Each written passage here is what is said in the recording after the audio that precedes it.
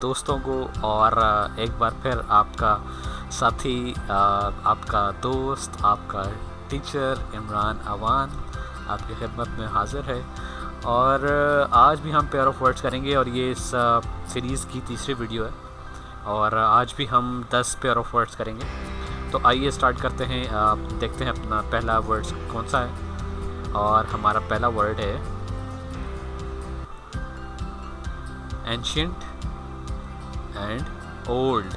दोनों ही almost similar हैं लेकिन थोड़ा सा स्लाइटली डिफरेंस है इनमें। एंशिएंट कहते हैं something which is not modern, जो मॉडर्न नहीं होती, दकियानूसी, या आप समझ लो कि पुराने दौर की है, पुराने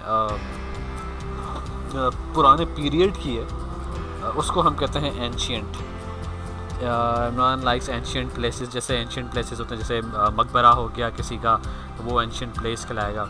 और ओल्ड जो है वो कहलाते हैं that is something which is not new.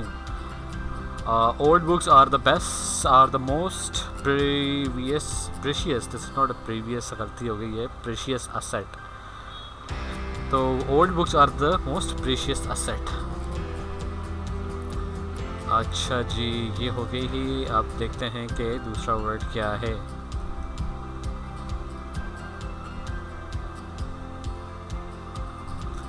Amiable और एमिकेबल। एमिएबल और एमिकेबल, ये दो वर्ड्स हैं, इन दोनों को ऑलमोस्ट मीनिंग सेम ही है। एमिएबल का मतलब होता है kind, good hearted, good mannered, kind hearted, ये कहलाता है amiable. Amiable behavior is the right approach to deal with humans. और ये है amicable। amicable का मतलब होता है friendly, done in a friendly way. Pakistan and India should seek amicable relation for the betterment of the region. अच्छा जी, तो इन दोनों में क्या डिफरेंस है? इन दोनों में डिफरेंस ये है कि ये जो एमिएबल है ये बिहेवियर को शो करता है, किसी भी शख्स का कंडक्ट जो होता है उसको शो करता है। और जो एमिकेबल है ये रिलेशनशिप को शो करता है। और इसको याद रखने का तरीका ये है कि इसको मीनिंग को कैसे याद रखें। ये अम्मी का वर्ड याद रखते हैं। जब अम्मी का वर्ड आता है तो ऑब्वियसली एक काइंड हार्टेड, गुड मैनर्ड एक पर्सनैलिटी हमारे जहन में आती हैं। तो आप इधर से याद रख सकते हैं इसको। एमिएबल मतलब kind hearted, good mannered. Amicable भी friendly, good in done in a friendly way. इन दोनों को याद कैसे रखें कि एक बिहेवियर के लिए कैसे, एक रिलेशनशिप के लिए कैसे। तो आप केबल का वर्ड याद रखें। केबल जो है वो कनेक्शन बनाता है, एक तरह से कनेक्शन को अगर हम दूसरे लफ्ज़ में कहें तो रिलेशनशिप। तो ये वाला वर्ड याद रखें केबल का। Amicable means friendly, done in a friendly वे, और ये रिलेशनशिप के लिए इस्तेमाल होता है। और ये एमिएबल जो है वो बिहेवियर के लिए। नेक्स्ट वर्ड देखते हैं क्या है।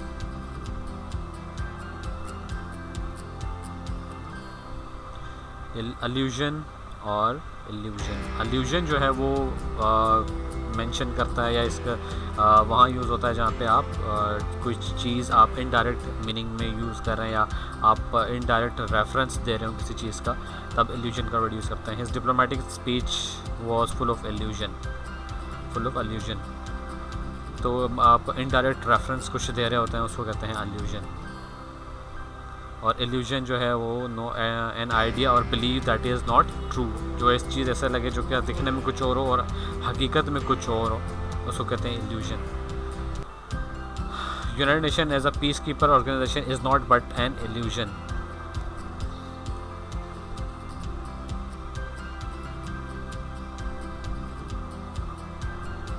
नेक्स्ट वर्ड देखते हैं। नेक्स्ट वर्ड है बैटल और वॉर। बैटल कहते हैं कि एक तरह से कन्फ्लिक्ट या fight between two groups for the short period of time. एक तो टाइम पीरियड शॉर्ट हो और ये दो ग्रुप्स के दरमियान हो, उसको कहते हैं बैटल। अच्छा, और वॉर में फ़र्क ये है कि वॉर एक तो लॉन्ग होती है, बहुत ही ज़्यादा, बैटल से ज़्यादा डिस्ट्रक्टिव होती है, और ये दो नेशंस के दरमियान होती है वॉर, दो कंट्रीज़ के दरमियान, दो नेशंस के दरमियान, उसको कहते हैं वॉर।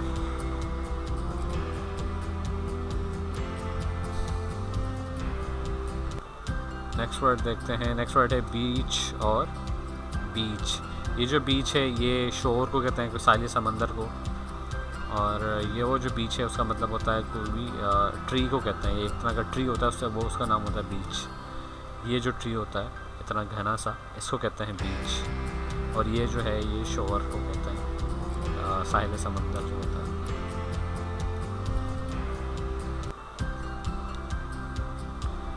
बेनिफिशेंट और बेनिफिशियल। ये जो बेनिफिशेंट है इसका मतलब होता है सखी दिल, फ्री हैंडेड, चैरिटेबल, बेनिवोलेंट। बहुत ही ज़्यादा सखी जो होता है उसको कहते हैं बेनिफिशेंट।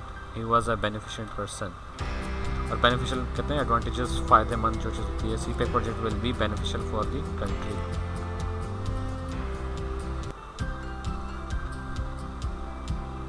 बेल और ये बेल, ये जो बेल है ये कहते हैं जो टेम्पररी जो रिलीफ मिलता है किसी भी प्रिजनर को या जो जेल में होता है उसको, तो उसको कहते हैं ये बेल।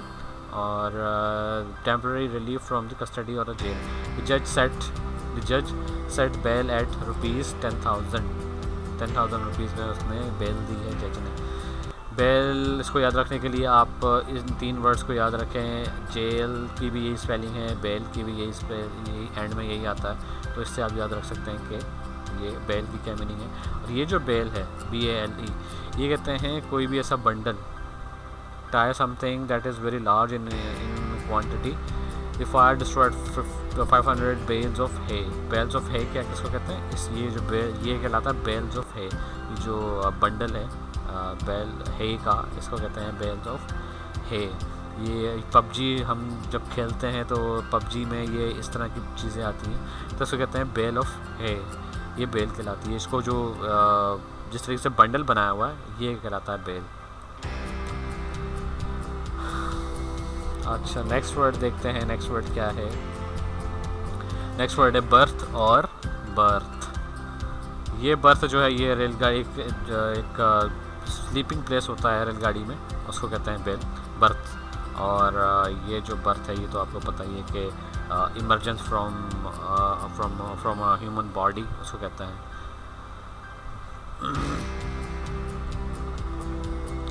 नेक्स्ट वर्ड देखते हैं। नेक्स्ट वर्ड क्या है?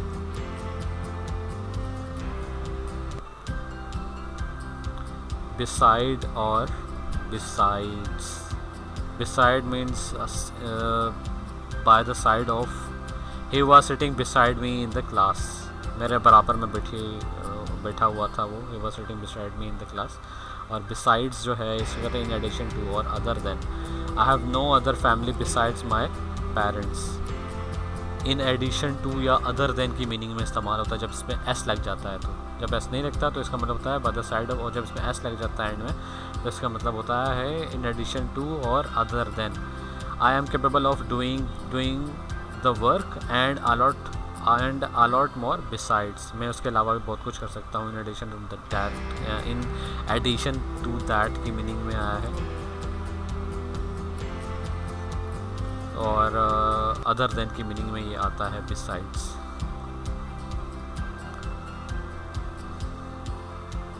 नेक्स्ट वर्ड क्या है? नेक्स्ट वर्ड है ब्रोच और ब्रूच। ब्रोच कहते हैं रेज अ डिफ़िकल्ट सब्जेक्ट और डिस्कशन। और ब्रूच जो है वो एक तरह का ऑर्नामेंट होता है, एक तरह का बनाव सिंगार के लिए एक चीज़ होती है। ये जो है ये इसको कहते हैं ब्रूच। अक्सर आपने 3 पीस या 2 पीस सूट जो होते हैं मर्दों के उनमें भी लगा हुआ देखा होगा आपने, उसको कहते हैं ब्रूच। और ये ब्रोच जो है इसका मतलब होता है रेज अ डिफ़िकल्ट सब्जेक्ट और फॉर डिस्कशन, इसको कहते हैं broach. He broach the issue of Balochistan in the parliament. Broach मतलब raise a difficult subject for a discussion. तो ये थे सारे आज के pair of words. Next 10 pair of words जो हैं वो हम करेंगे कल। तो होपफुली आपको ये वीडियो पसंद आई होगी और